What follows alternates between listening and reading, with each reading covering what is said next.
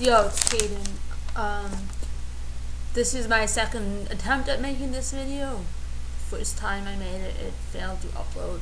I have no clue why, but let me give it one more shot. Today I'm going to talk about gender therapy and binding. The first thing I want to address is how fucked up it is that it's required to go to therapy to get letters to start T or top surgery, or even that you need letters. That's basically the government controlling what's normal. There's no such thing as normal though, and basically it's trying to make everyone the same and pathologizing what I am, which, you know what that does? That makes us not human. It's not true after all, but that's how people with mental illnesses are perceived. They're perceived as less than human, which is not what I am. I'm not mentally ill. I'm just, how I see it is, I'm just a guy born with a few wrong parts.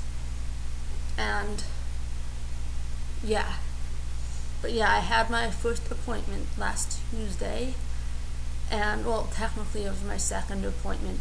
I had an intake appointment a month and a half ago, which I was really nervous about, because I thought they were going to say, no, you can't have therapy here. That's what it felt like, because like they present what I say to a board, to a gender team, and then, but it's really just about assigning a therapist, which there are only two that work with gender therapy, so it took like a month and a half to get in. So yeah, I had my first appointment last Tuesday, and it went better than I expected. The therapist was nice, my insurance covers it, and I actually get to go every week so I can get this transition on the road. But you know, I still don't like the idea that I have to go, and I'm going to censor myself because I'm not 100% sure their views on FTMs or trans people, if they still see the binary. And I know a lot of people want us to be self-hating lesbians, which is not true at all. I mean, I'm a guy, and gender and orientation are completely separate. And I mean, I consider myself pansexual. And you know, I feel like I have to lie a bit, stick to the script. It's kind of sad that there is a script, that there's a FTM uniform of how we're supposed to be in therapy, but I figure I can lie a little bit in therapy, and it's okay if it comes a little bit from the truth, as long as I remain who I really am. And you know, like, stick to my, you know, emo, anarcho-punk, metrosexual view of what it is to be a man, and that there are more than one ways to be a man, and that's not binary, and being a man doesn't necessarily put you into the binary worldview of gender.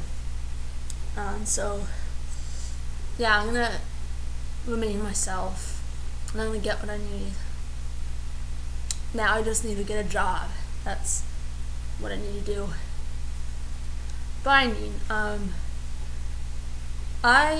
When I first started binding, I used an ace bandage, which is definitely not good, because ace bandages are not made to bind.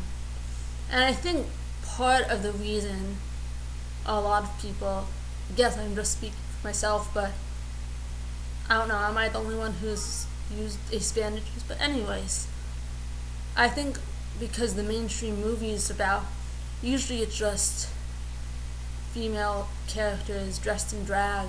Like, for example, the movie She's the Man, they have the character Amanda Bynes plays, she like dresses as a man to go to a boarding school pretending to be her brother so she can play soccer, and she uses an ace bandage to bind. The reason I'm calling her she is because she was in drag, she wasn't an FTM.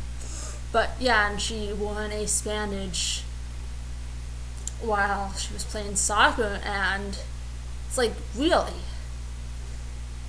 And like, you know how a bandage, they'll slide, they won't stay in place, and it's really bad for the lungs. I'm like, that's what mainstream media shows us. Like, I didn't know that you could buy a binder online. Like, now I bought from Tea Kingdom and Underworks. This is the one I bought from Tea Kingdom.